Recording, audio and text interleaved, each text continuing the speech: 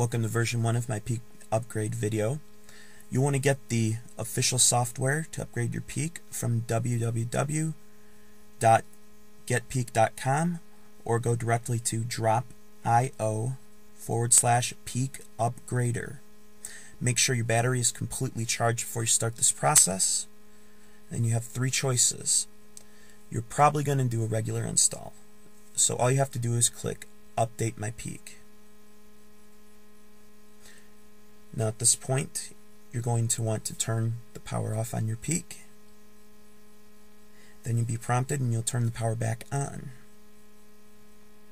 The software will know when the Peak powers back on, and you may not see any lights and you will not see the screen power on. Software knows. Occasionally you do get an error. This is an example of the error.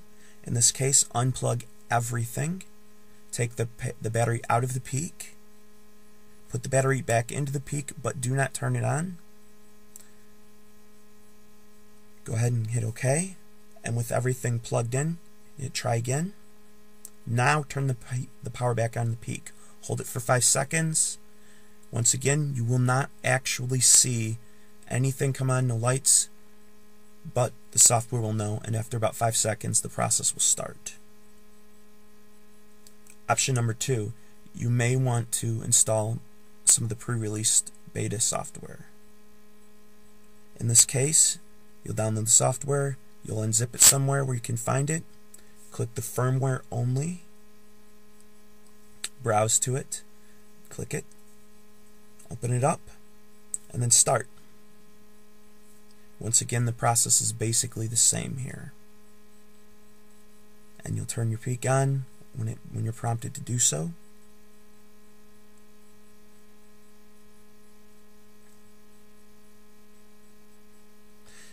Then you just wait.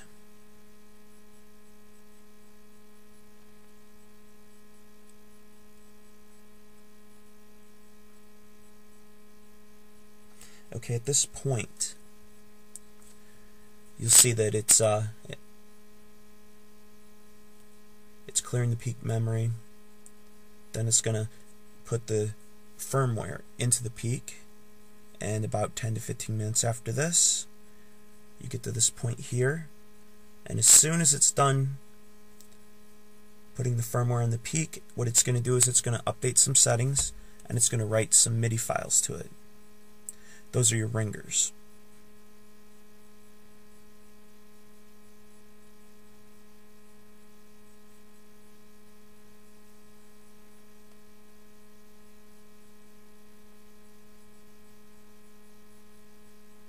Okay, all you have to do at this point is power down, remove your battery. You can unplug it at the Peak at this point, and then power it up, and you have your new Peak firmware. In certain cases, what you will see is that the SIM won't be recognized properly. That's okay. With the current firmware, there is a final option. That option is the settings only option. And I'll show you that to you in just one moment. Here you go.